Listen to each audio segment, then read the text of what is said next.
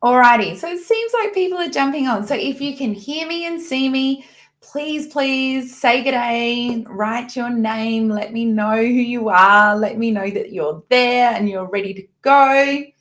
I should have got a bit of a higher chair. I'm feeling a little bit short. All right, let me just check in. All right, we are on. So I'm just going to shut a few things down and off we go. So welcome everyone. It's so cool to see you all.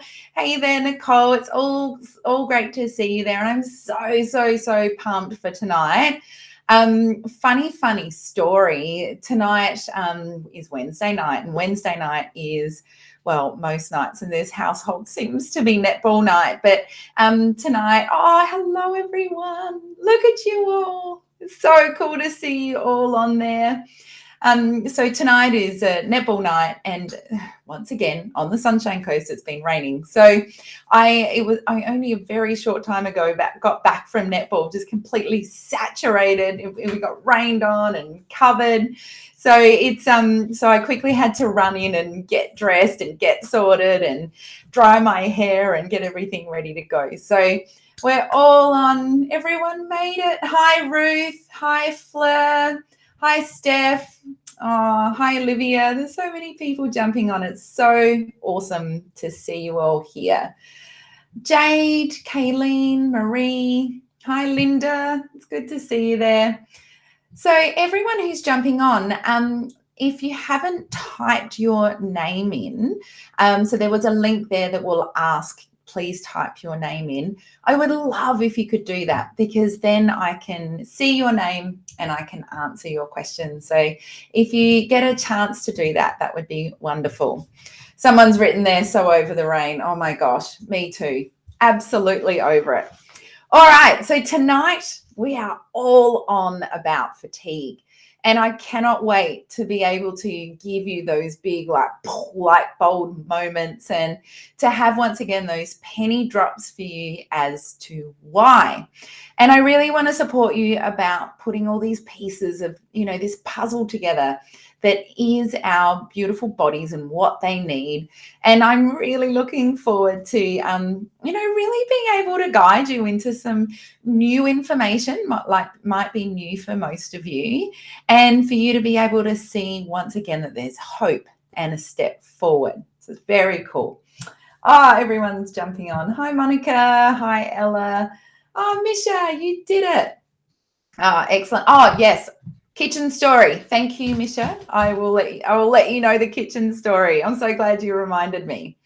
All right, everyone. So the first thing that I want to make sure that I let you know is that, once again, the same as Monday night, we are going to give away tonight a spot in our Confidence in the Kitchen cooking classes. So the cooking classes, we're opening up the intake at the moment for our cooking classes, and we start on the 6th of June. We open up access to that on the 6th of June. So if you would like to win tonight a free spot in our cooking class, then I'm going to ask you a question tonight, and I want you to answer that for me. So I need to see you guys in there, and I need to see you answering. So you need to comment, and then I need to see you right at the end. I want to see that you've listened the whole time, and then comment with a farewell or goodbye, or something that you've learned for tonight. And then once again, we will shuffle everyone around, and we'll pick out at random a winner. So I hope you guys are the winner, or one of you is the winner, and we'll tell you tomorrow who that winner is. So it's a really cool prize. I'm really stoked for someone to win that tonight. Alrighty. Oh yes, Monica, that was you. You won the one on Monday night. So I'm very excited for you for that.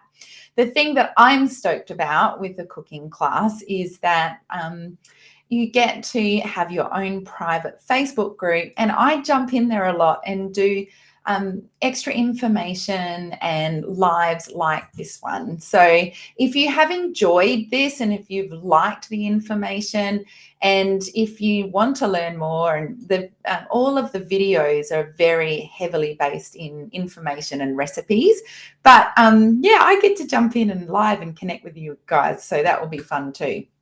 All right, so let's get going. So the first thing that I want to talk about is, this whole overarching concept of fatigue.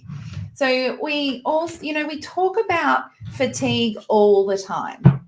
And one of the most amazing, awesome, incredible benefits of being in ketosis is that it provides so much energy. So let's not forget what we learned on Monday night about how important ketones are and how important it is to burn fat for fuel, because we've only got 3 steps that we need to go to make energy, to make that ATP when we burn fat. And we have to go through 11 steps and all through our liver and so forth to make energy if we eat carbohydrates. And there's a lot of oxidative stress. So a lot of, free radicals and toxins that are made from that byproduct of going through those 11 steps of burning carbohydrates. So when we think about fatigue, we need to also think about the opposite of that, which is energy. And so that's really where I want to get with you guys tonight. Is I want you to have those moments of, oh my gosh, is that how you make energy?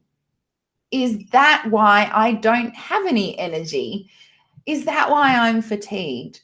And give you obviously lots of information about how you can turn that around so you are feeling energetic. So, the ketogenic diet is so awesome for energy. And I just can't get enough of how much energy I get from it. So it's awesome. Okay, so we're going to go into, but why are you fatigued? And I think the best thing, the most important thing to talk about right from the get-go is, are you actually fatigued, or are you just really, really tired? And there's this wonderful, wonderful quote that I'm going to say to you now that I've read, in the research, and I think it's really poignant. So listen up. Are you listening? Our society builds this belief that you should be on the run all the time, that it's not sustainable, and it's not sustainable for many of us.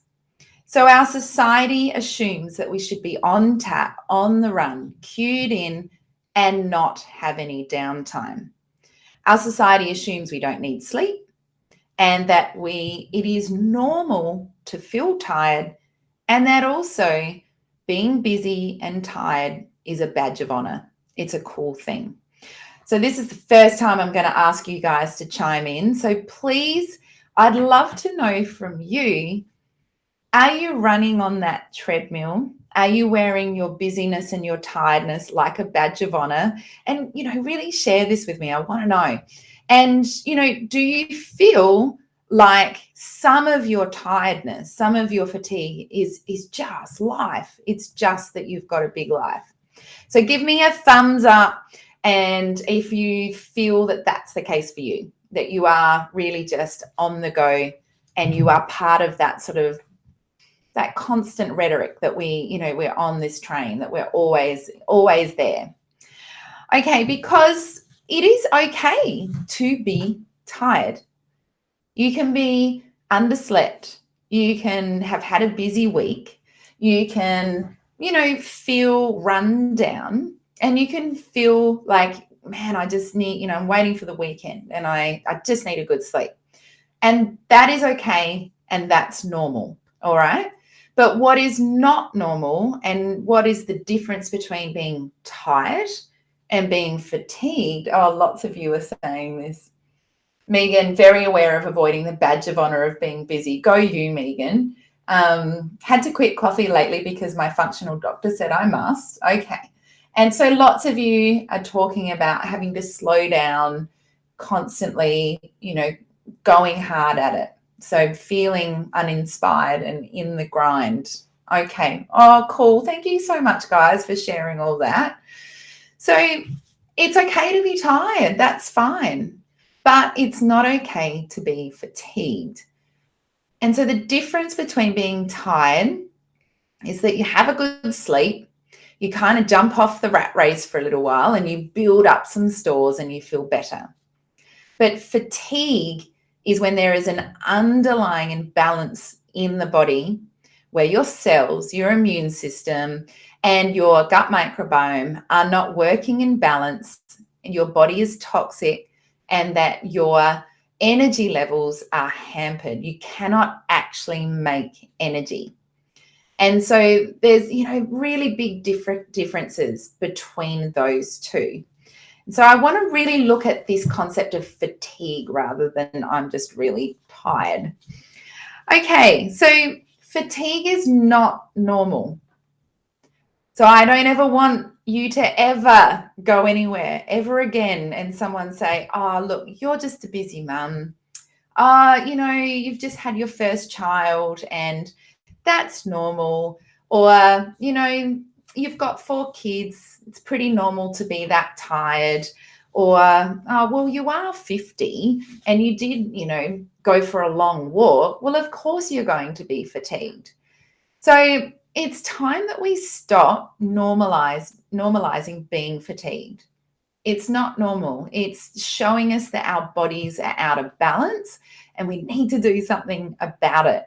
So let's not normalize it anymore. Okay. So commit to me now. Like, make sure that you give a thumbs up and that you are helping me with this, because I really, really want you to, understand it's not normal. So commit to that. Commit to being curious. Commit to focusing on yourself and commit to understanding why. Why is this happening? So it's not normal. I remember times like when I was studying my PhD, for example. So when I was doing my PhD, I had it was amazing, actually. I was one of the first people to have 3 scholarships, which I thought back then was just the coolest thing ever. And one of my scholarships was with Parks Victoria. And, the data collection from my PhD tied in to actually writing policy for Parks Victoria when it came to protected areas. And I remember I had to go into the Parks Victoria office like once or twice a week from my other officer working at home.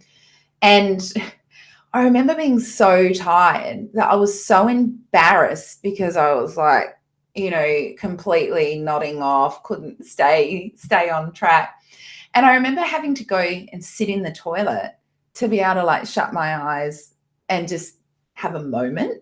And like just thinking, oh, all right, well, like, I'm just a bit tired. I suppose that's okay. And I'd have to stay in there to actually have some time out to shut down because I just could not function. But it was embarrassing that I was in that office and I couldn't function. And it's an open planned office, and people were watching how effective I was. So I just wanted to run away.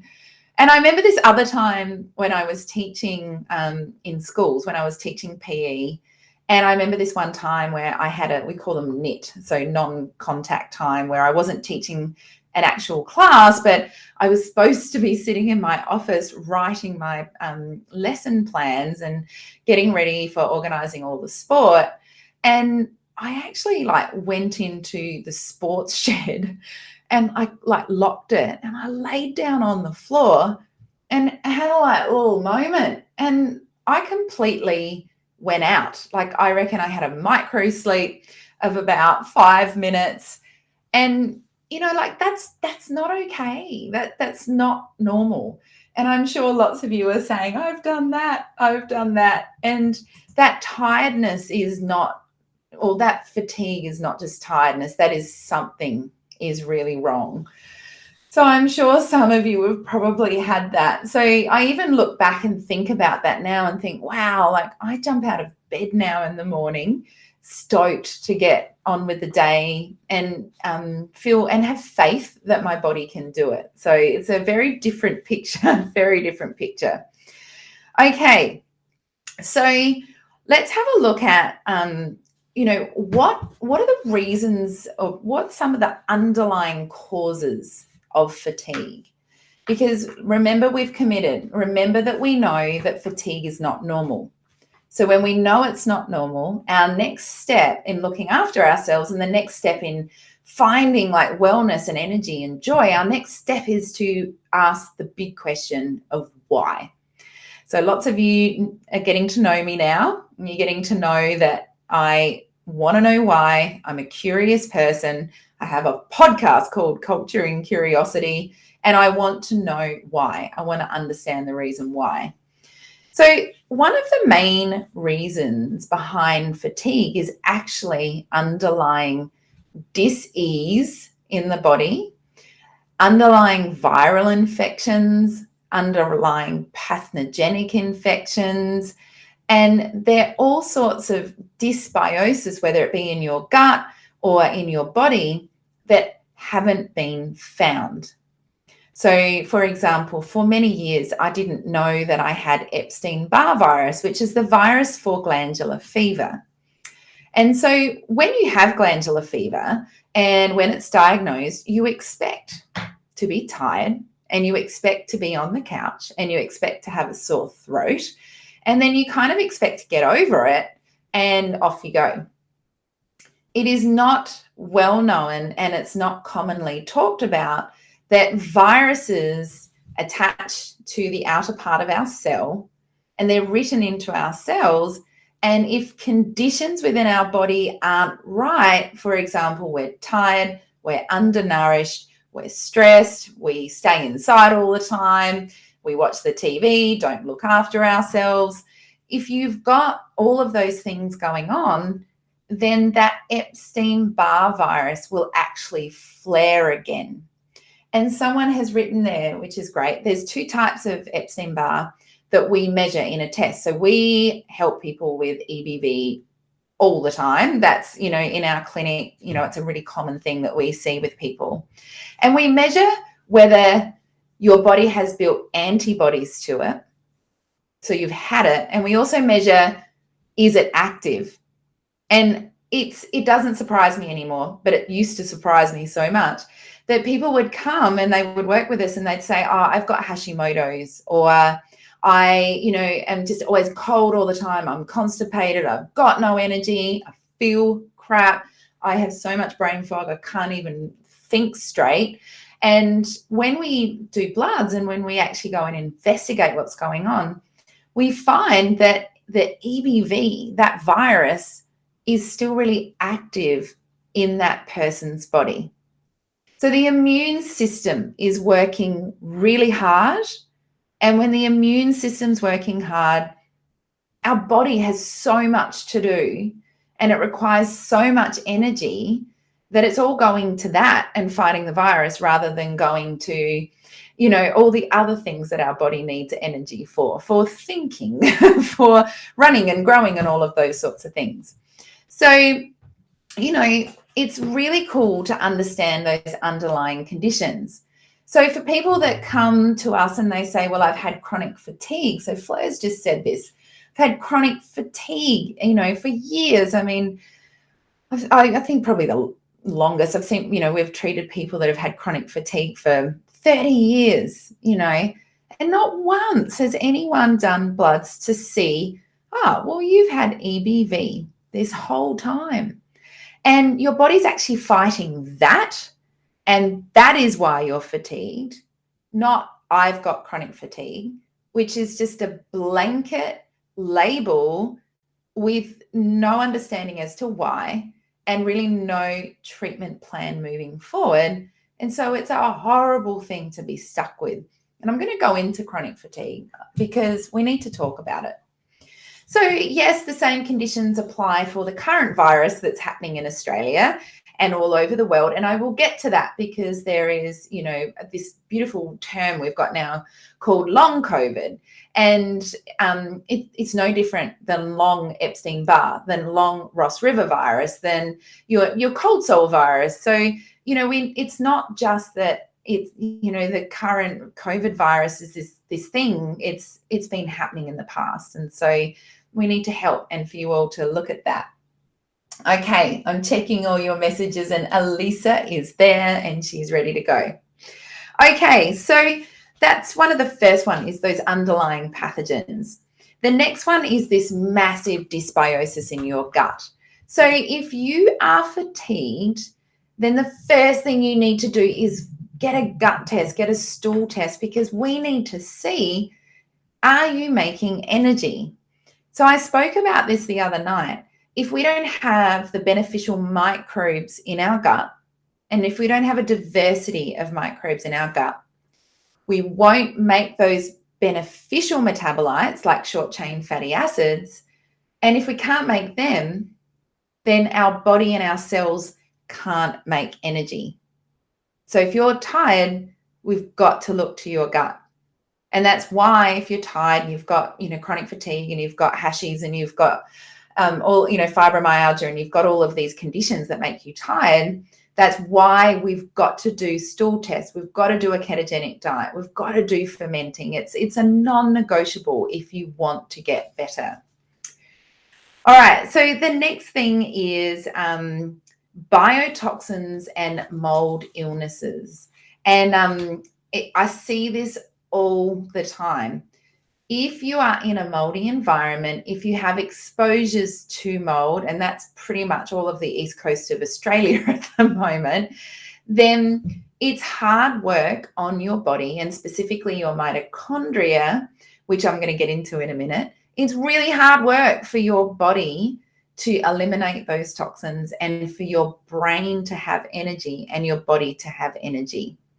So instead of going to your doctor and, telling them I'm just so fatigued and I'm tired and I feel depressed, and then you get put on antidepressants and medications, let's get smart. Let's start thinking, do I have mold in my environment? Am I exposed to biotoxins and environmental toxins? Let's find out. And yes, through Cultured Wellness, we do all of the biotoxin testing, all of the mycotoxin testing for mold illness, and we help with mold recovery. You don't require a GP for these tests. We can do that through our clinic. So for the person that asked that, so you can do that and work with us at Cultured Wellness. Okay, so let's keep going. Impaired methylation and detoxification. So if you have an underlying impairment where you may have some genetic implications, which means that your body doesn't detoxify very well, you might have MTHFR, you might have glutathione pathway issues, you might have vitamin C pathway issues, and so forth. And so if that's the case for you, you're going to be fatigued. So we need to understand that. We need to understand if you've got oxidative stress. So are the free radicals in your body too high compared to your body's ability to mop up those free radicals? That's pretty much everyone. So that's to be expected. So we're looking at that oxidative stress. A massive one, massive one for are we fatigued is nutrient deficiencies. Now, this kind of goes back to our gut dysbiosis, because if our gut is out of whack, and if you haven't signed up to the Cultured Wellness community group in Facebook, please do go into the guides in that Facebook group. And there is a whole list of lectures that I've done just like this one. And I actually go into like the 101 of the digestive system. So you can find out more there. And basically the digestive system is responsible for how we absorb and make nutrients. So if your gut is out of whack, if you've got bloated gut, if you've got diarrhea, if you've got IBS, constipation, whatever, if you've got, dodgy guts and you've got all of the above, then you're not going to be absorbing nutrients. You're just not. And so you're going to be deficient in vitamin D, you're going to be deficient in zinc, you're going to be deficient in your B vitamins, and you're going to be deficient in all the nutrients that our body needs to make energy. And so once again, we've got to look to the gut, and we've got to fix the gut, and then we've also got to really upscale or, level up our diet to make sure it's really, really nutrient dense. Okay, so blood sugar imbalances, diabetes, anything to do with like that big sugar craving carb train that most of us are on, because we have been told that, and our food pyramid in Australia is still a food pyramid, where at the bottom, or it's a plate now, whatever, but the biggest amount of biggest amount of food that we are told to consume by the Dietetics Association and by that sort of mainstream rhetoric is that we need to be eating lots of carbohydrates. Now, we know in the literature that carbohydrates drives up all of our body's ability to be able to detoxify, and it causes us so many problems. So we've still got this sort of archaic system, but all the research is very much showing us that that is absolutely the pathway to disease and fatigue and chronic illness. Now, the research is really clear. So none of this is like groundbreaking when it comes to research. There's lots and lots of research out. They're telling us this, but the mainstream sort of understanding hasn't caught up yet. And so it's sort of up to us and, certainly up to Culture Wellness, and our mission is to make sure that we're sharing with people that if you're eating a diet that is carbohydrate intense, you're going to be tired. So that needs to change. Hormone imbalances. So give me a thumbs up if you feel like your hormones are out of whack. So most people feel like that. So I won't be surprised if I see lots of thumbs up coming through. But hormone imbalances, and specifically adrenal fatigue, is going to make you very, very fatigued and tired, hence why it's called adrenal fatigue. Now, our body has made, oh, look, everyone has got the thumbs up. So our body is making so much cortisol, which is so stimulating, and we're making so much adrenaline that it drives up our blood sugar. It drives up our body's just need to crave and eat. And someone just said, then I want to eat at nighttime. And it's like, of course you do. You are so tired. Your body is trying to consume a high amount of calories because it's under a state of stress. It thinks it needs to run away, and it's just trying really hard to keep up with everything. And so your hormones are absolutely going to be out of whack, and you're going to feel fatigued.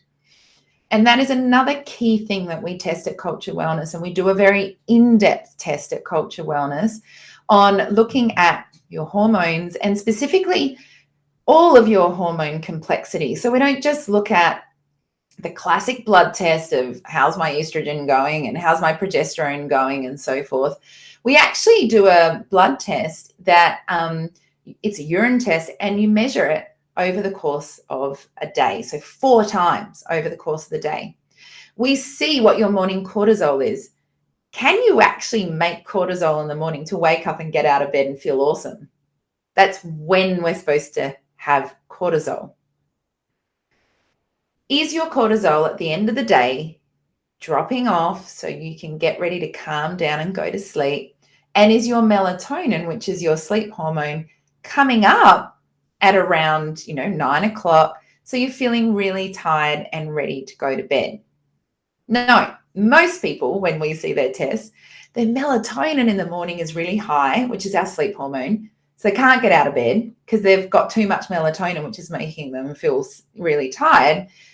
But at nighttime, they've got cortisol pumping through their veins. And so when you've got cortisol pumping through your veins, you want carbs, you want sugar, you're having midnight snacks, you're stimulated, you're watching TV, you're on your phone, you're, crazily deciding that you want to clean out the pantry. Like, all this stuff is going on because your whole body is completely out of whack. And we can also see, is your estrogen too high? So you're cranky, you're tired, you're constipated, you feel horrible. And is your progesterone too low? And progesterone is like nature's antidepressant. So we need to know all of these things. We need to understand these things, as opposed to just, I'm tired, I'm 45, it's probably normal, just get on with it. No, we don't want to be doing all those. We don't want to be living that rhetoric. Remember, we committed to that. So remember, we committed to that. So we want to look at hormone imbalances.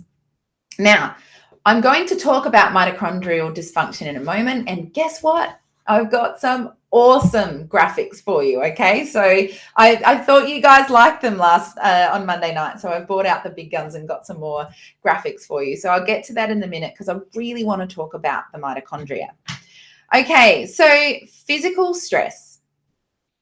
So if you are exercising too much for what your body needs, you're going to be fatigued. If you are in this cycle of I'm putting on weight, I feel crap about myself, so I'm going to eat less calories and I'm going to trash myself at the gym and I'm going to run hard and I'm just going to cardio it up and I'm just going to trash myself because I need to lose weight. If that's your picture, then you are going to be extremely fatigued. Your hormones are going to be out of balance, and we got some work to do because that is not how you lose weight. You lose weight when your body's making energy, when your gut's making energy, and when your body is in balance. When you starve yourself, your body stores weight because it thinks it's in a famine and it puts on weight. So anyway, let me do it. I feel like I need to do another whole one on that. All right. So you're fatigued because of lack of movement. So if we don't move it, we lose it. And if we don't move, we don't detoxify, we don't get rid of those free radicals, and we just don't make those awesome neurotransmitters. And lack of sunlight is huge. If we are not tapping into nature's battery, which is the sun, consistently every single day, we will be tired. So I would like you all to write now, because I'm watching all of your awesome comments here. I would like you to write now, on average, how much time do you spend outside in a day? So really think about it. Now, some of you new mums might hang at the park a fair bit, pushing that swing. And so you guys might hang outside quite a lot. Whereas when I'm at with my kids and my sort of age bracket is, you're doing your work and then the kids come home and you're doing the washing and it's all even happening. So, how long do you spend outside? Now, lots of you are going to say, I live in Tasmania and I never see the sun, or I live in Victoria, or these kinds of things. That's not an excuse. I want to know how much time you spend outside, because it doesn't matter if the sun's out. It doesn't matter if it's raining. We need to be outside. And I love that you guys are all being really honest, because that is a really important part of this process, is to really make sure you feel safe to be able to share this. So if you've got look, here we go. Some people. We've got some people spending truckloads of time. Someone lives in Switzerland. I reckon you might know my friend Christine if you're calling in from Switzerland. So some people are doing pretty well. Some people are only spending 20 minutes. So keep it coming. I really want to know. I'm just looking here. 1 to 4 hours. This is awesome. Someone said they were a teacher. I saw that further up. When I was PE teaching, I was outside all day. So I got to spend lots and lots of time outside, which was great. So being outside is tapping into our nature's battery. If you're not out there, you're going to be fatigued. It's as simple as that. So let's go back to that one, because I think it's a really important one for us to look at. All right, so we've gone through some really awesome reasons why we're fatigued, and hopefully all of you have been able to kind of correlate. What was that? There's a few fellow teachers in here. That's cool. So some of you may really be able to, resonate with what I've said there. Maybe you've got EBV, or maybe you're not spending enough time outside, or maybe your gut's out of whack, or maybe you've got, some nutrient deficiencies, or your hormones are out, or you're going through menopause. So this is great that you can really start to see, okay, don't put up with being fatigued, and there's a reason why. So let's look at a functional perspective of what happens, like why, what's the breakdown here. So this is where we get out the awesome graphics. So, oh, hang on, I've got a good one. It's a bit blurry, so you're going to have to bear with me, because there are a lot of reasons that we put down as normal, but it's actually a sign of quite significant fatigue. So have a look at this, and I'm sorry, it's just like the tiniest bit blurry.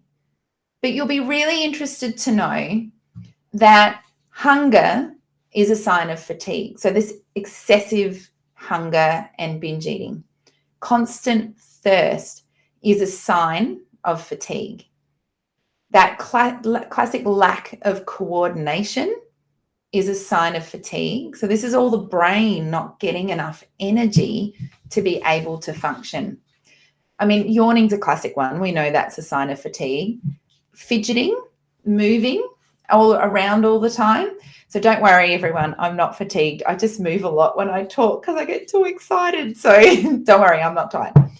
And then boredom. Isn't this an interesting one? So if people are bored, they don't know what to do with themselves, and like this one down the bottom there, they get moody. That to me is a trigger.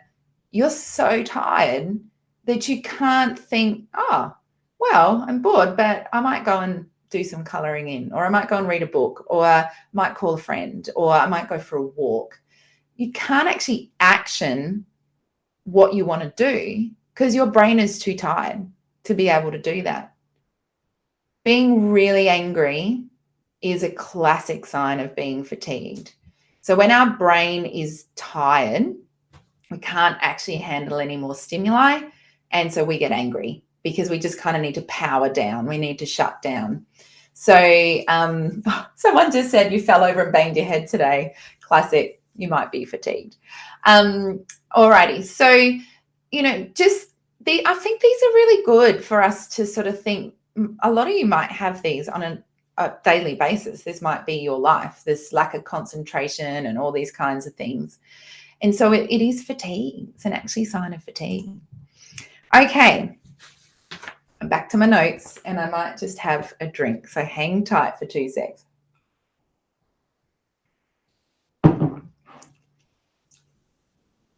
All right. So how does the ketogenic diet, and specifically the cultured wellness, so the cultured ketogenic diet, the therapeutic ketogenic diet that we teach at Culture Wellness, how does that get you out of this fatigue state? How does that support you? So this is where we really, really want to go. And the key thing is that being in ketosis supports something called our mitochondria. So we talked about the mitochondria that other night, actually, where I had that awesome graphic up of we can either make energy from carbs or from ketones. And so our mitochondria has all these amazing functions when it comes to making energy.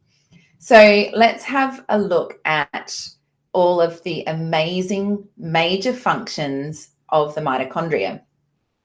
So I'll just go through them quickly because we're not going to highlight all of this and talk about all of them. But as you can see there, it says it makes cellular energy. So cellular energy production, like this guy is responsible for our energy. It promotes cell growth and multiplication. We need that.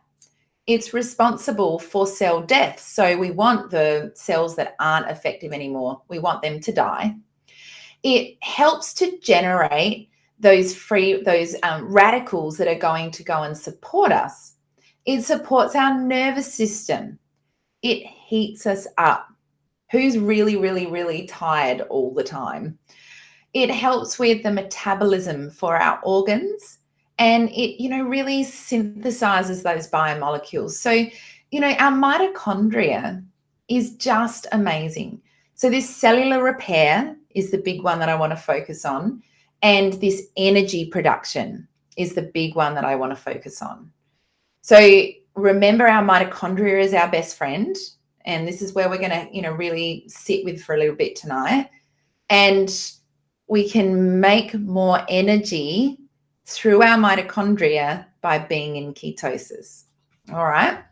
So off we go to our next slide. So what happens if we don't have a functioning mitochondria? So what happens when our mitochondria goes down?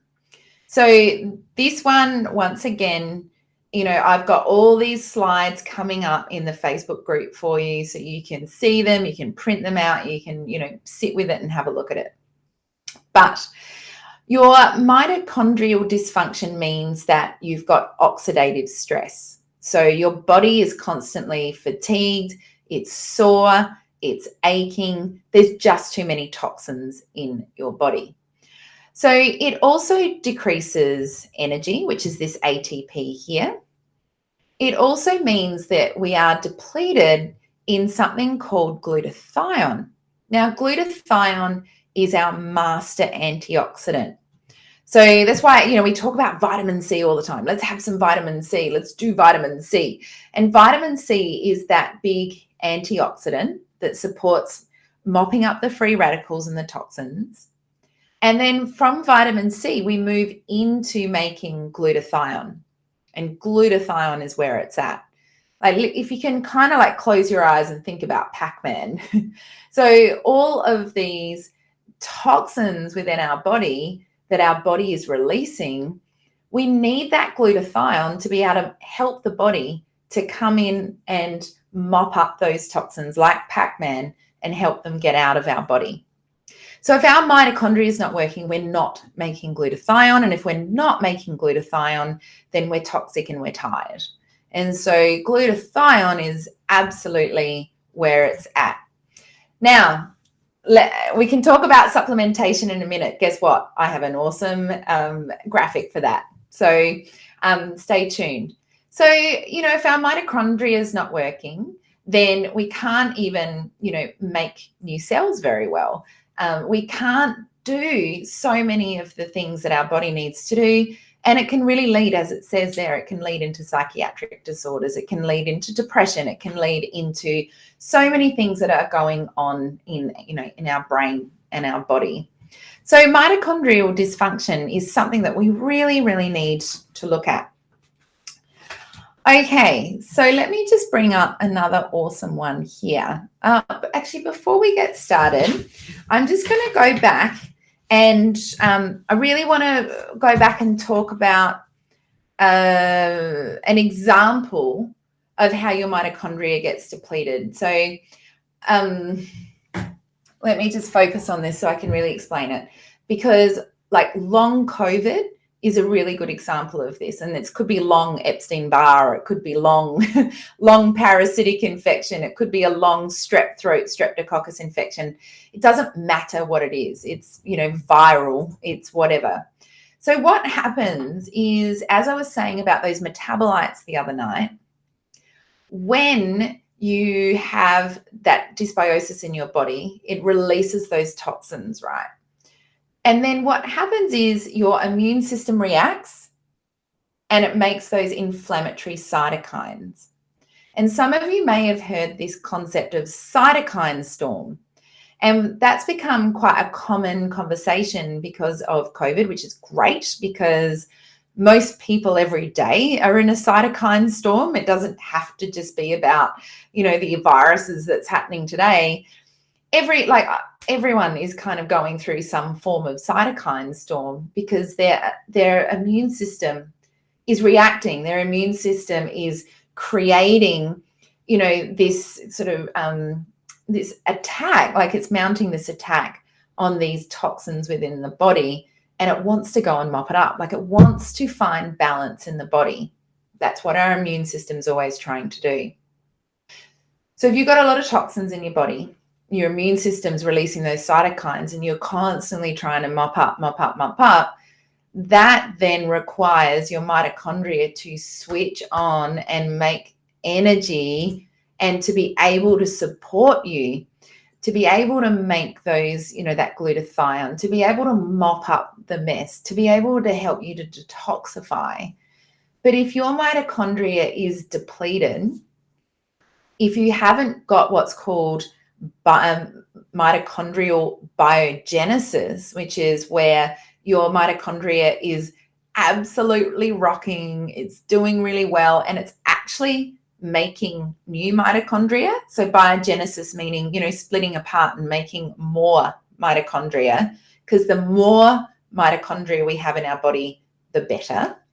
And so if your body's not doing that mitochondrial biogenesis, then you're not able to make enough energy to mop up those free radicals.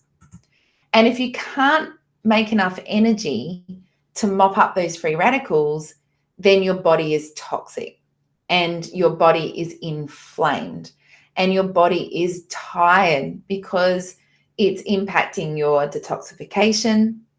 You don't have enough energy for brain function. So you're forgetful. You can't even make enough sort of energy to sleep, let alone hormones to sleep. And you're hurting. Like, things are really, really hard. So understanding and loving up our mitochondria is just so important.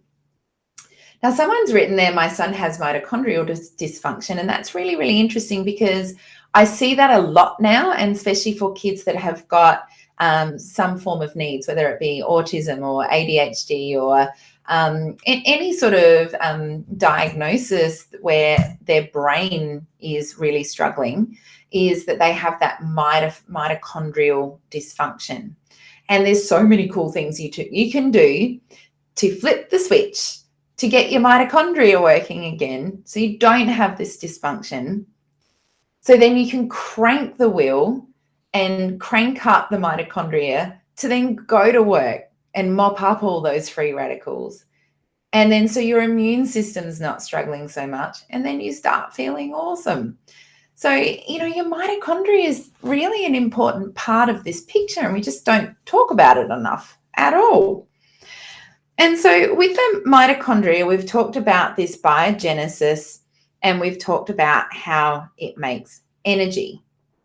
And so when we're going into ketosis and we're making those ketones, we're supporting our mitochondria to start that process of biogenesis, the mitochondrial biogenesis. And we're supporting our body to do what's called autophagy, which is to be able to go and clean up the junk cells and to go and clean up in the body and support our body to get rid of the old stuff and to get out all of those toxins and to start to level up our mitochondria so we can get energy. It also supports our immune system as well. So understanding what your mitochondria does is really important. So here's another awesome one. And this one's a really good one because this looks at the consequences between mitochondrial sufficiency and deficiency. Now, I'm sorry, this is probably a little bit small for you guys, but I've popped it up in the Facebook group so you can have a look. So a deficiency in your mitochondria is, going to increase that oxidative stress and decrease your body's ability to be able to create that antioxidant defenses. So you're going to accelerate your aging, your risk of onset of degenerative diseases and disorders goes through the roof, and you have progressive degenerative disorders. So mitochondrial dysfunction is certainly, looked at in the area of Alzheimer's, autism, dementia, Parkinson's. But it's really fascinating that when people are 30 and they've got mitochondrial dysfunction and they're a bit brain fogged and they can't remember and they're tired all the time, or they've got, arthritis, or they've got something that's just kind of bubbling away. It's a problem, but it's not seen as a big enough problem. But because that mitochondria is really struggling, then the aging processes increase, and that's when we see these early onsets of these degenerative disorders that just shouldn't be happening. So we've got to nip it in the bud at the moment. So really, really need to get onto it. So of course, the flip side of that is when your mitochondria is efficient and it's rocking and things are going really well, your oxidative stress goes down, and then your antioxidant defense, so how our body protects itself from toxins, goes up. And we delay the process of aging. We turn back time. We look awesome. And we, reduce that onset of degenerative disorders. And we also slow down that process of aging and those progressive disorders. So, our mitochondria is just our best friend. It's absolutely our best friend. Okay, so I hope the girls, it looks like Elisa and Gabby are in there keeping up with all of your comments. So that's good to know. So the next thing that I want to show you is this one. Now, this one's going to be quite small for you. So once again, you'll have a chance to look at this at another time. But let's have a look at the nutrients that support your mitochondria. So these are some really cool things that we prescribe in clinic if you are really mitochondrial depleted. So we obviously go for lifestyle choices first, which I'm going to talk about later. But if you are in a real state, so someone has said there that they've got long COVID and they've been going at it for 2 months, oh, you poor thing, and, they're really struggling. If, when I'd love you to come and work with us in our clinic if you've had COVID for 2 months. But when people work with us, this is like the 101 and Gabby's on tonight, the 101 of what we would be looking at.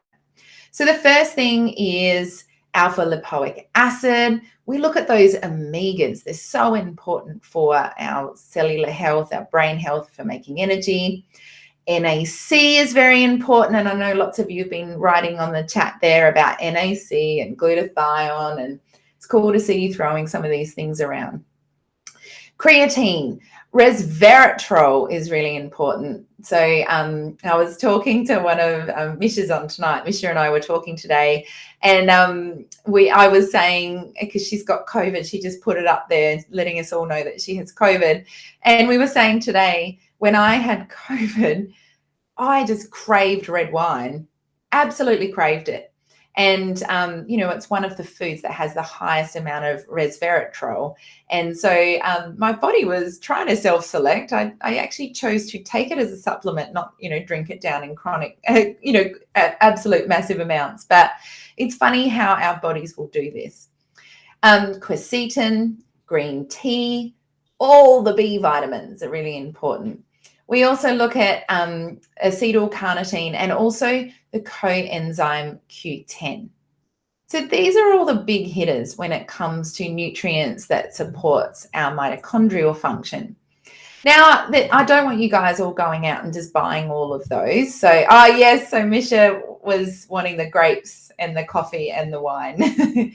So we don't need to go out and buy these supplements. And the last thing I want you to do is just to think supplements, because it's not going to fix the problem, right? So it might get us out of a stick if we've got COVID, or it might get us out of real extreme fatigue.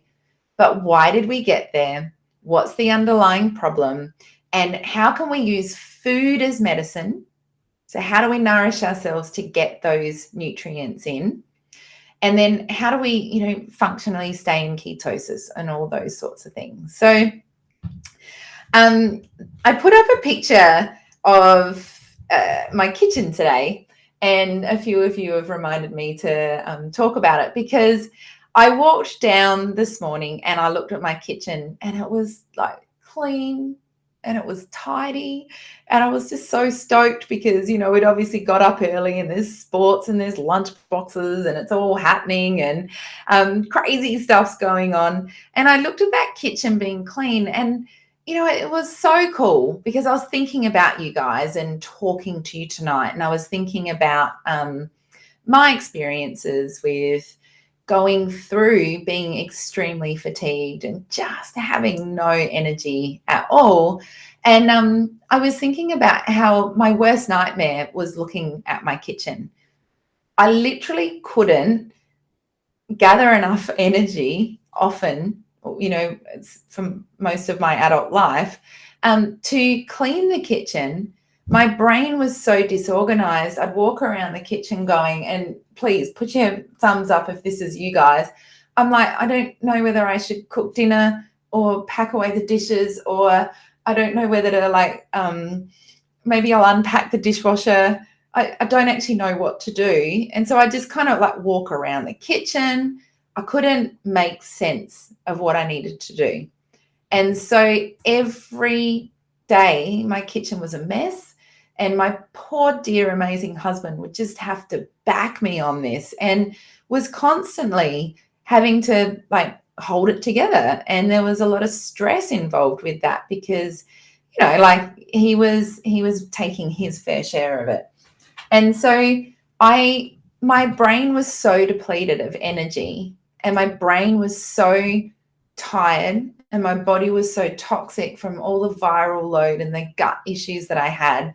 My mitochondria was just flatline, and I just couldn't even keep a tidy kitchen, let alone like a functional life. And I was looking at my kitchen today thinking, wow, like I can actually be able to really function, to do school lunch boxes and get ready for work and have a clean kitchen and support my husband and get ready to talk to you guys tonight and wash my hair, like all of these kinds of things in one day, coach netball and do consults today and have the energy to be here. And that kitchen really represented to me, I was in such a mess, like everything. I couldn't hold anything together. I could not action things. I couldn't do anything in order. I couldn't. And so, yes, it felt like I had a brain that was an ADHD brain. And obviously my autoimmune condition with my brain condition, I just couldn't do anything. And so it was really, really lovely to be able to, kind of reflect on that and to be able to share with you guys that there's a lot of hope that you can keep a clean kitchen. And even my outdoor gear is clean and all of these kind of stuff that I've always wanted to do. And I just always thought, oh, that's for other people. Other people keep things clean and tiny, and other people can, have tidy houses and so forth. And so I couldn't understand how people could wash their dishes, keep everything clean, fluff their pillows, fold their washing, go to work, and just hold it together. I couldn't understand why could I not do that, but because I wasn't making any energy to do it. Like it wasn't me. I wasn't a failure. I actually just wasn't well. And so I hope that resonates with you guys because it's very, very hard. Okay, so the next thing that I want to talk about, which is really difficult, and a lot of you will feel this. Why me? Why me and not someone else? Why have I got long COVID and someone else doesn't? Why am I always tired and all my friends aren't? Why me? Why do I always seem to be tired and it's not fair? And so I really feel for you because they're all the thoughts that we all have, and we all need to go through that. But why me has a lot to do with your genetic implications and your gut microbiome. So if your gut is out, if it's not functioning, if it's not making energy, if you're not digesting everything, that is the why you. And we know that we can fix that we can turn that around. So awesome news, okay? So someone who has a rocking gut, they don't have parasites, they don't have anemia, they don't have, an overgrowth of strep or clostridium in their gut, they're digesting their nutrients, they're just going to feel awesome. So that is why. And we can change it. And you can do that through the culture wellness programs and getting tested and getting help. The other thing about why me is because there are genetic implications that people have that basically mean that they don't have as much ability to detoxify or to support mitochondrial biogenesis or to make glutathione or to synthesize vitamin C or to make vitamin D. And so we know that when we sequence our genome, which you also can do through Cultured Wellness, and you're getting a bit of a, I should press pause, you're getting a bit of a kind of understanding that I had to do all this stuff for me. Like I had to find out my genes, I had to get my gut tested, I had to test my hormones, I had to do all this stuff to get me back on track. And I realized that there was nowhere to go to get this stuff done and to have support with that and have guidance and coaching and have people to actually be able to understand and help you in one place. It was a huge barrier for me when I was trying to get better. I couldn't find any place to do it.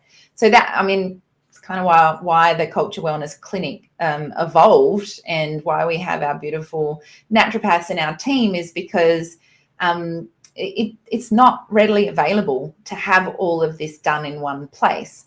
With the support that we provide and with the online modules and the online lectures like this and the education and all of those kinds of things. So you'll probably see a little theme coming through that everything that I wish I had and that I had to do, now we do at Cultured Wellness to help people. So you will see that, someone says MTHFR there. That's absolutely one of the genetic implications. And there are lots of genetic implications that mean that your body will be the why me and not someone else. But that is absolutely fine because we understand now that our genes are not the be all and end all. We know that through diet, environment, and lifestyle changes and choices, we can actually switch off that genetic picture, and it's called epigenetics, and we can actually support those genes, and so we don't have those problems. So it's really cool to know that you've got gene mutations. It's really cool to understand that, but it's not this sort of life sentence. It's actually that it gives us that little, okay, so I can't make vitamin D very well. I've got the VDR gene, can't make vitamin D very well. But I know that I need to have appropriate sunlight. I know that vitamin D is a fat-soluble nutrient, and so I've got to have good quality fats in my diet to be able to absorb that vitamin D. And I understand that I need to get it tested and checked. And I understand that if my immune system's under stress, then my vitamin D is going to go down. And I know how to eat for my diet. So we really know that our bodies can change this. Epigenetically, we can either switch on our genes to express themselves, or we can turn them off and we can modulate it. So it's really, really, really cool that we know this and we can move forward. So we don't need to kind of like sit in this mire and sit in this space of like, why can she just go out for dinner and have a glass of wine and she's fine and wakes up the next day and runs a flipping marathon? Why can she do that and I can't? And you can really get to the bottom of these questions, and then you can turn it around and you can turn it into a joyful experience, and you can turn it around and be grateful and be curious and understand that, it's fine. I know that if I want to go out and have a glass of wine the night before and run a marathon the next day, which I have done, people, I know that I need some extra glutathione. I know that I need some extra things in my life, food, MCT oil, ferments. I need some extra, like a bulletproof coffee in the morning. I know I need these things to bring my system up to be on a level playing field with the person that doesn't have the why me. And these are all the cool things that you can learn about yourself. And these are all the you know, the knowledge is there. We know this, and we can find this out for you. So you don't need to sit in this problem of, why me? Why am I always tired, fatigued, and have all these problems? So that's a very, very exciting place to be. Okay, so we need to switch to a diet and lifestyle that makes energy, so we can clean up and have cellular repair and that mitogenesis, and that our body is strong enough to recover. So we need to go to that. So let's look at eating for energy. So in the Culture Wellness Program, on the Kickstarter part of the Culture Wellness Program, we go through and we are super specific about what foods will serve you, what foods don't serve you, what foods inflame you, and what foods don't inflame you. And we go through and we talk about what are foods that support you to get into ketosis, how you get into ketosis, meal plans of what you eat, during the day, and how you can flip that switch to make energy. So we have really, really specific guidelines and outlines of how you can do that. So lots of you have asked what I eat in a day. And so I thought it might be nice to go through that, because my day kind of revolves around making energy all the time through the foods that I have. So the first things as part of like our, cultured wellness, therapeutic keto diet, is that every single morning I will start my morning obviously with water and all of those kinds of things. And I might have lemon in my water. I might have apple cider vinegar in my water, all of those things that break down the acidity in my body that's happened overnight. Then the next thing I'll do is I just want to get those ketones in my body, and I want to get the day started, and I want to feel awesome. Now, I know that my mitochondria needs lots of help. I know that I do have some genetic implications, which means that I need to be making glutathione. I need to mop up the free radicals. I need to do all of those things. That's how I got into the space of, my trouble beforehand.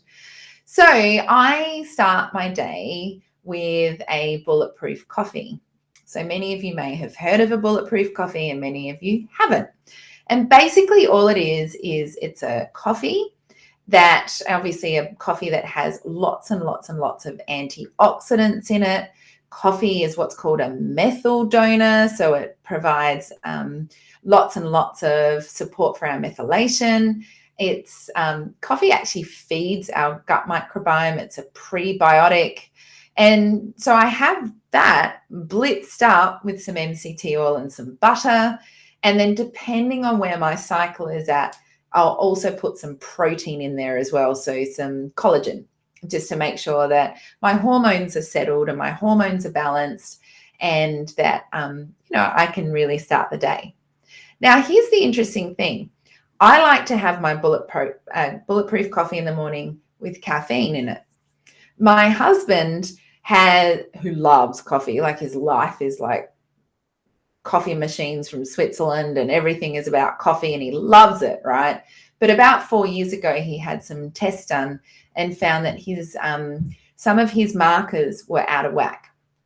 And so he went to decaf coffee, and his markers came back into balance again. And so he has a bulletproof coffee every morning, but he has it with decaf.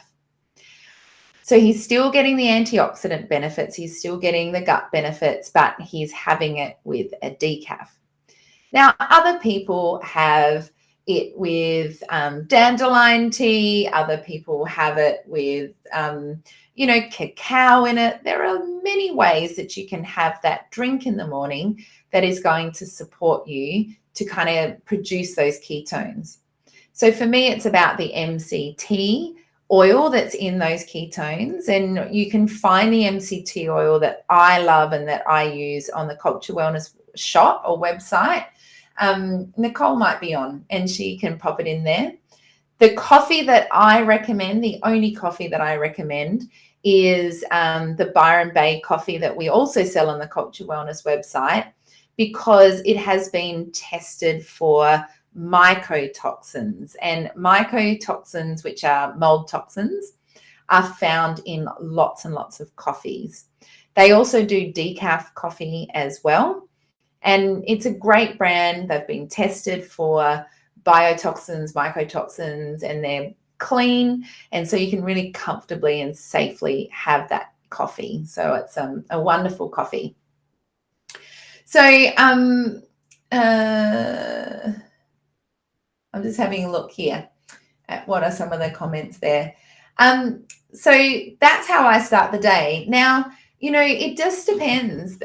My daughter has this cool little drink that's got vanilla and it's got cacao and it's got collagen in it. I put lion's mane in there for brain function.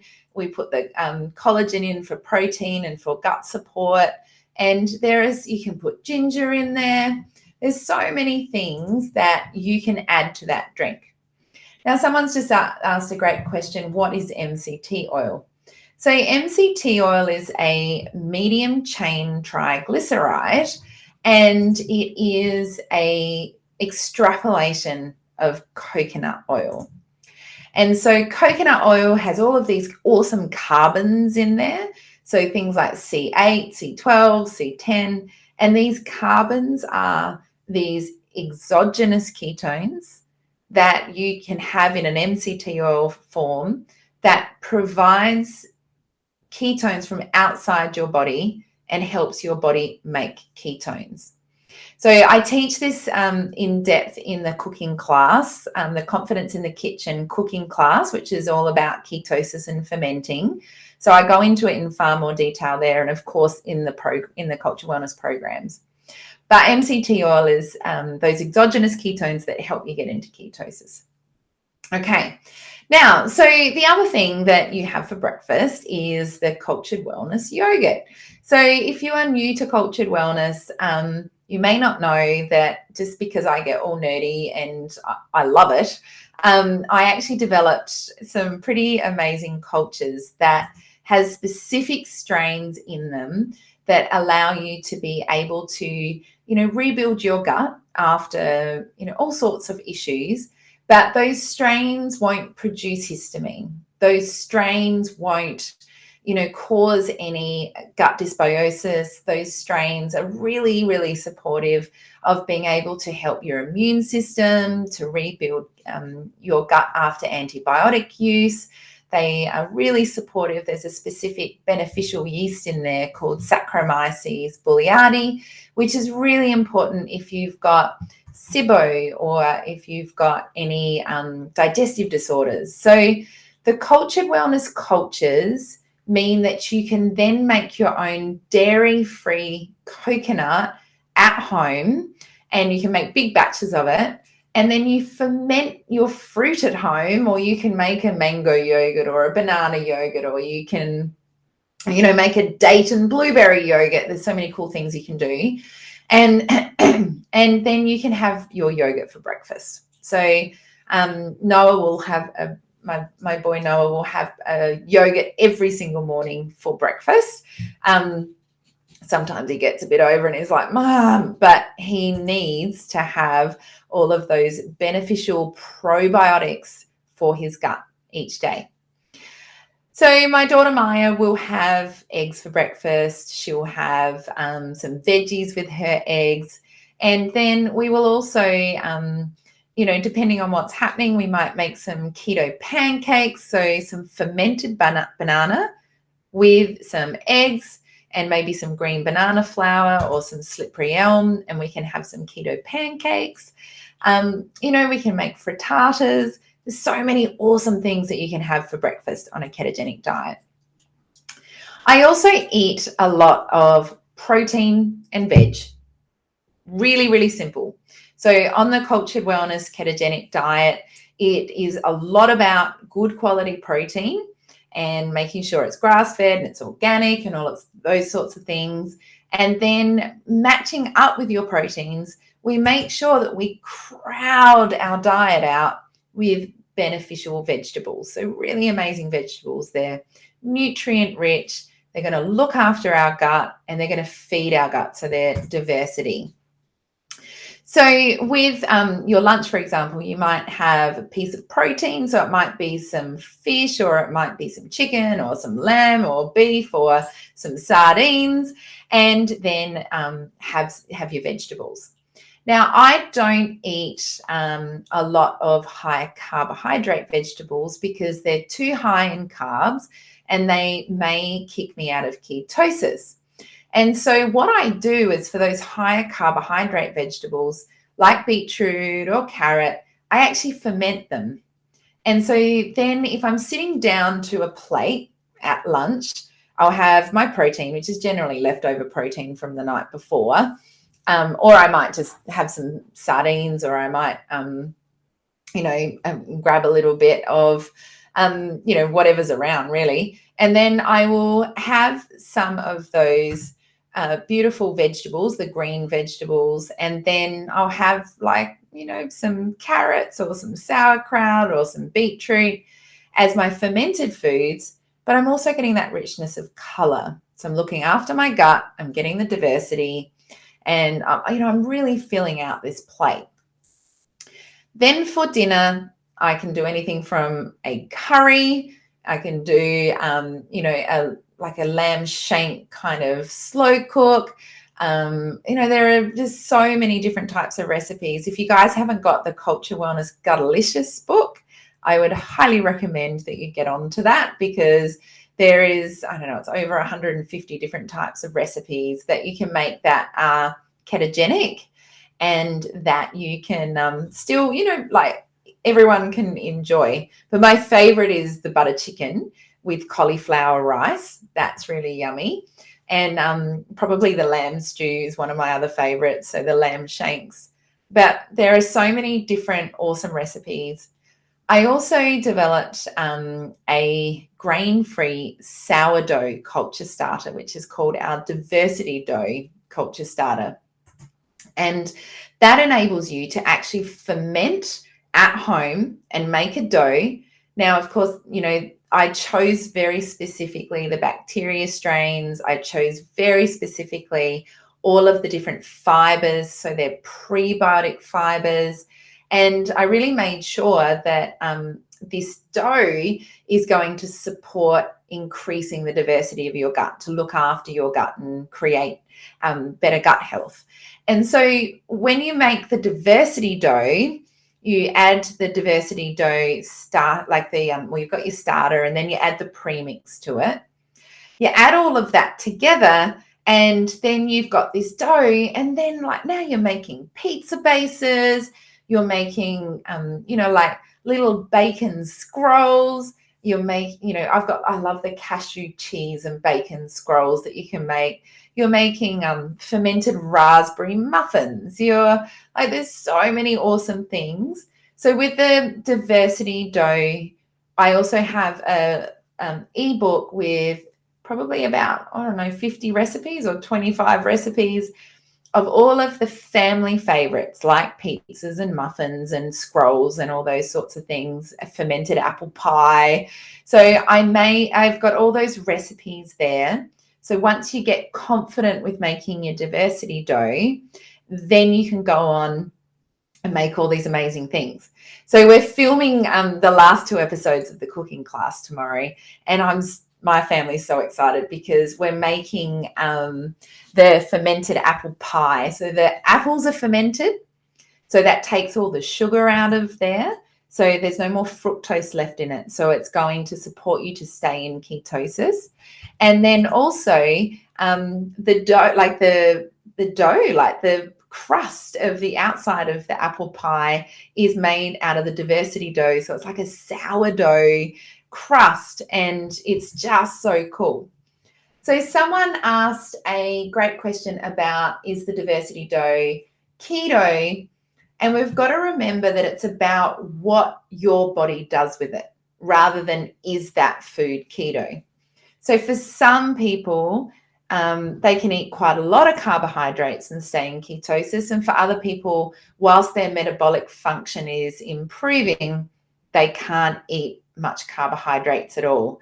So it's not about is that food keto or that food's not. It's about what your body's doing with it. So that's so important that on program, we teach you how to measure your ketones and to show you if you are in ketosis or not. So yes, the bread's gluten-free. It's actually grain-free. Someone asked about nightshades. So on the Culture Wellness program, we take nightshades out because they're so inflammatory. So something that we can't have whilst we're on program and healing our gut. All right, so great question. How do you know if you're in ketosis?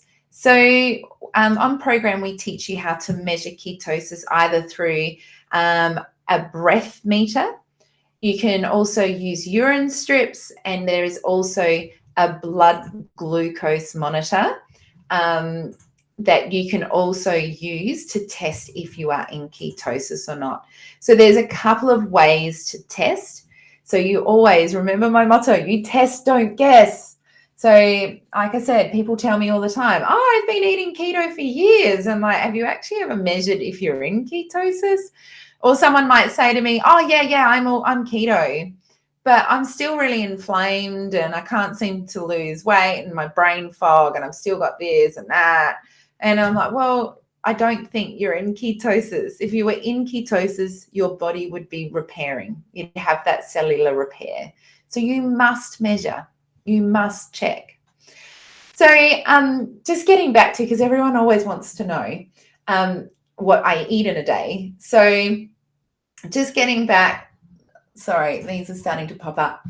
Just getting back to what I eat in a day, I like to keep it, really nutrient dense. So I eat liver pate, I have a lot of bone broth, I have good quality protein with my vegetables, I ferment and use my sourdough so I can have a piece of bread with some cashew cheese on it.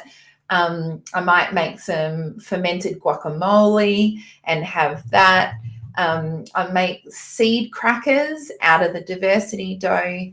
And I just, really make sure it's really, really nutrient dense. So it's not hard, but you do have to cook.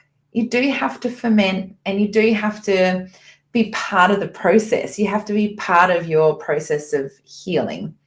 So once again, we teach you all of that on the Culture Wellness program. I'm so excited because, we're filming tomorrow. So tomorrow we're making, it's so cool. We're making a 3-layered cultured cheesecake with a banana and chocolate layer, and then a banana layer, and then a macadamia base to it. And so like in the cooking class, I teach you how, like, obviously to ferment it, how to blitz it, put the yogurt with it, and how to make this like layered cheesecake. I'm so excited. And then Maya's little cups, there's these little almond sort of fat bomb cups that we teach you to make as well, that you can have once you come off the Kickstarter side of the program and you start to get into food reintroduction. So what time is dessert? Yes, you can all come round. We're going to have a lot after tomorrow. But Tom, who does all of our filming, and Kenny, they do a very good job of making sure they eat it all up. So don't be scared about moving into this space of using ketosis and fermented foods to create energy for you. And please don't be worried about, I don't know what to do. This all seems too hard. It seems like so foreign from what I'm eating now. Will I be hungry? What do I give the kids for snacks? All of those sorts of things. Don't be fearful of that, and don't worry about that, because that's what we're here to teach you to do and to guide you through. So, we can sort of take the weight off your shoulders with that.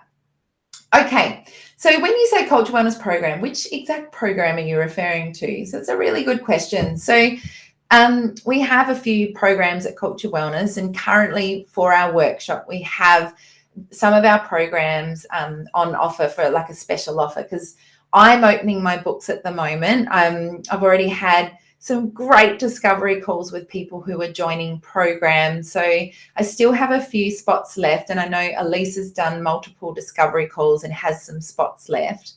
So we've got our tailored one-on-one program, which is the intensive coaching support, and we guide you through our program, which is the Culture Wellness 6-month program. And I will go into that in more detail. I'm doing a whole live on the Culture Wellness programs. Which one is it? Which one do you need? What do we go through? What do you get? All that kind of stuff. So if you're interested, I will do a big session on that. So we've got our kind of heavy lifting. It's my flagship program that I've written. And it is, if you're really kind of in a state and you need me to guide you, or you need Elisa to guide you, that is the program for you. It's the big turnaround program. We also have our Kickstarter program. Now, this one's 8 weeks, and the Kickstarter program guides you through: what do I eat? How do I sleep? How do I detoxify?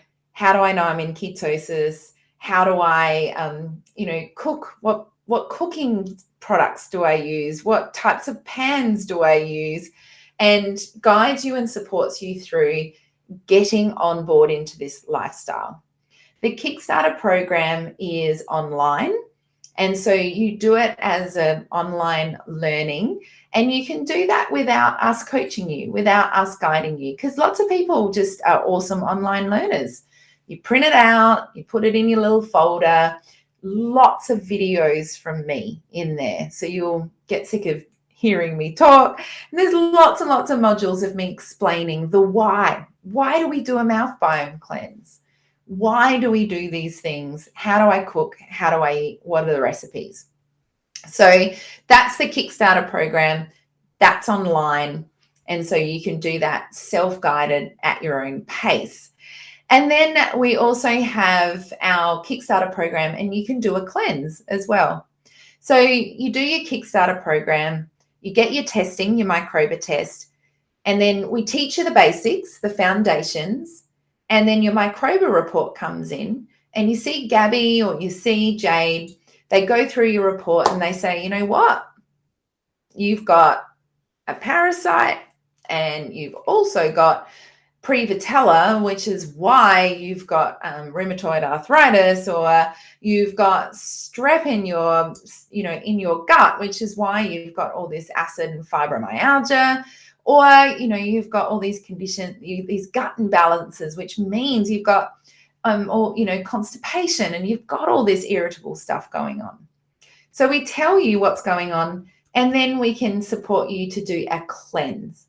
So we also have a program which will do Kickstarter plus cleanse. So it's, I know the girls are probably putting up links. There's so much information. You can book a discovery call. If you want to talk to Elisa, myself, or Jade, and you can actually ask, like, what program would I need considering I've got X, Y, and Z. So I had multiple discovery calls today with such beautiful people who are joining program with me and taking up some of the spots that I've got. And we just went through, look, what's going on? What do you need? Do you need tailored support? Do you need support from just online learning? Do you just need to do the cooking class? So we can help you with that. Otherwise, lots of people are just joining on because they can see which program suits them.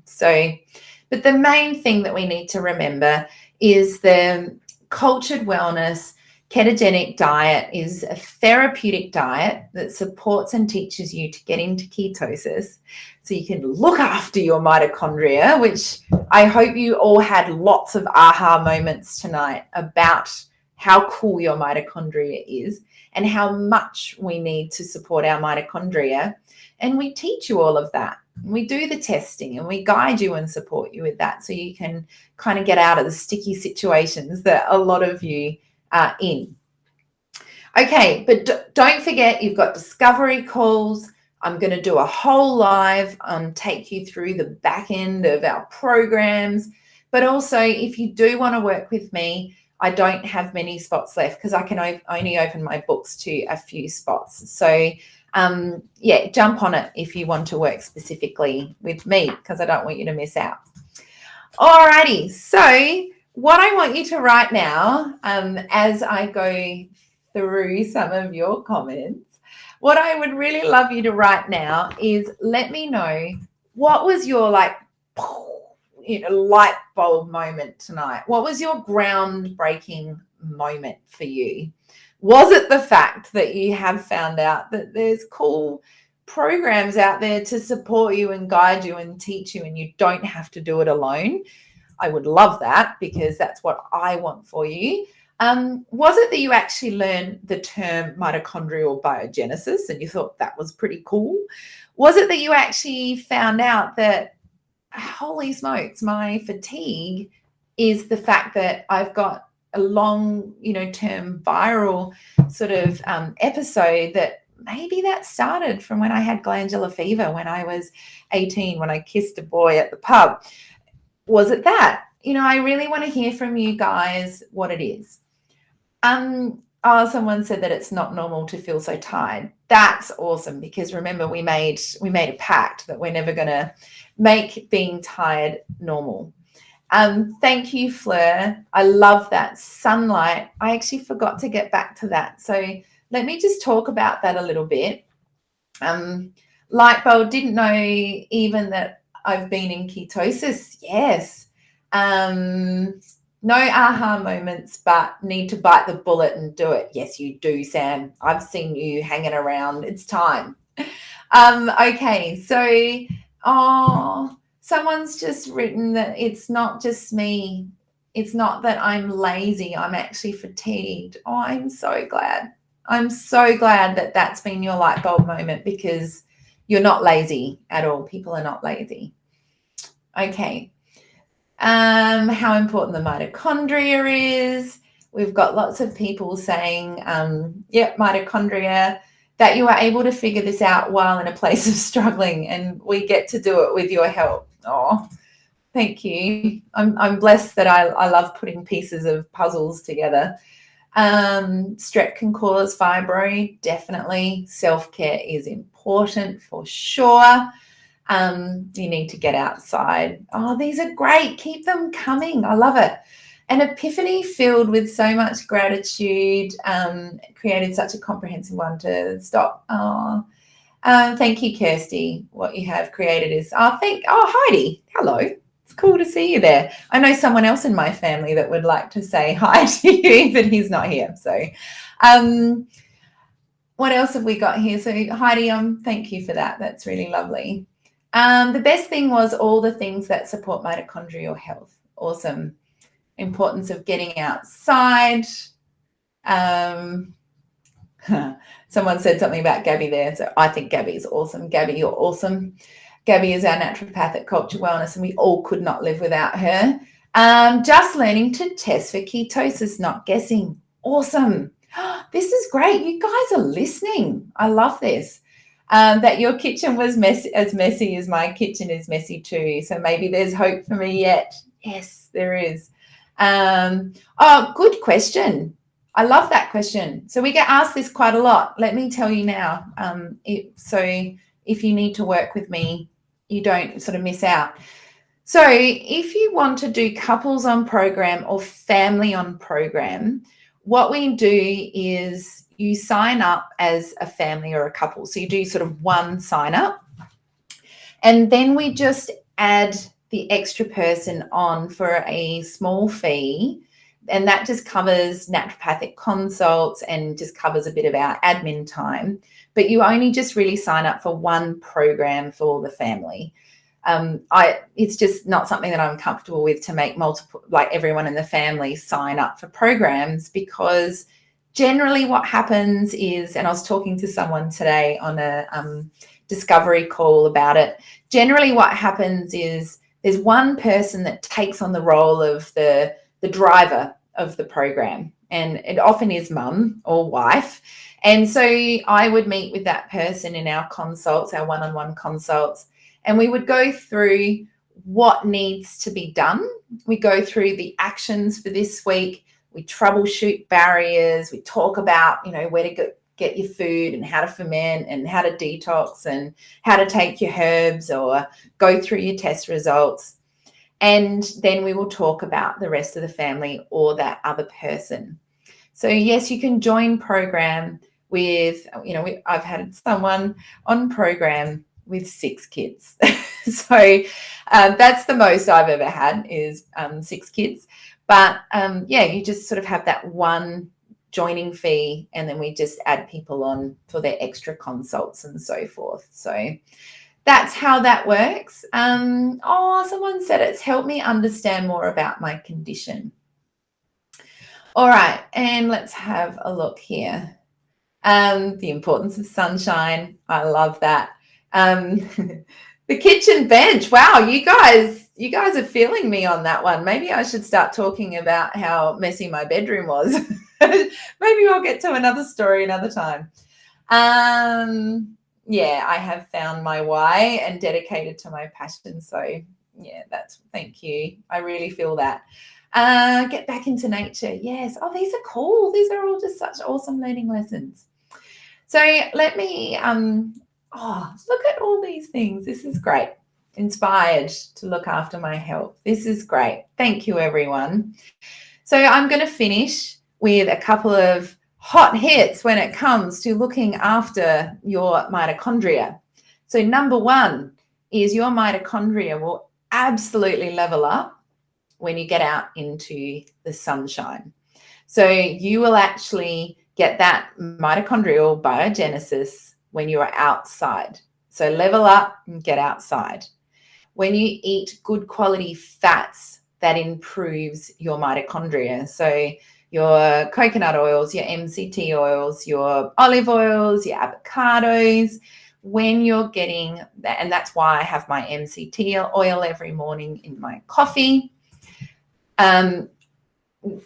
Fasting helps, but there's a big caveat to fasting. And so I think it's really important that, we go through that a little bit more. But yes, you will see in the literature, and it comes up everywhere, that fasting is really, really beneficial for that biogenesis of your mitochondria. So when you're ready, and when I've taught you about it, then you can do some fasting. So that's really important. Getting those supplements in help a lot. Exercise and I just saw that you're on here, and lifting. So doing weights, which I know you love to do, Di. So getting strong and lifting weights and, sort of supporting your body to do appropriate exercise. So not trashing yourself, but appropriate exercise also helps with that mitochondrial biogenesis. And also sleep, and saunas. So I have an infrared sauna in my house, and man, do I use it. So the other thing that is the flip side that I want to talk to you about is screens, like, what I've got on here. I've got a big light, I've got screens, any form of blue light. So from your phone, from your laptop, from your screens, will deplete your mitochondria. It will really stop energy production. So normally, if I'm on big lights like this, normally I wear my blue blockers to protect my mitochondria and to make sure I can go to sleep. But my dad told me quite a while ago that if I'm meeting new people and doing lectures like this, that I don't need glasses. So, but if I can't wear my blue blockers, because you guys can't see me very well. So I can't wear them on these lives, but you will see me often in consults today. And when I had my discovery calls, you would have seen that I wear my blue blockers almost all the time to protect my mitochondria. I love my mitochondria. Okay. All righty. So, that's it. So give some of those tips a go. Remember, you don't have to go at this alone. We've got all the stuff that you need. Make sure you book your spots on our programs. At the end of this workshop, we close down our intake for our programs. My spots get filled, the cooking class gets filled, and then we don't open up until we do another education series. So, just touch base with us. And I'm going to talk to you all about pain in our next live, which I'm really stoked about. And also, please make sure that you keep your questions. I know that Elisa and Gabby have been collating your questions here and looking through everything, because they're going to be talking on, I think it's tomorrow or Friday. Elisa, just let me know. And Elisa and Gabby, so Gabby, our naturopath at Culture Wellness, and Elisa, our head health coach at Culture Wellness, are going to be doing a live going through your questions. So they're going to be doing a Q&A.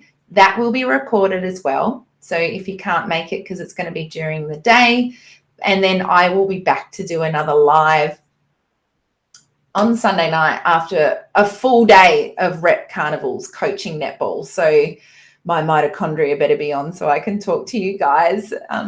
But anyway, thank you so much. It's just been wonderful. And I've really loved all the engagement, and I've just loved your comments, and I just appreciate it so much.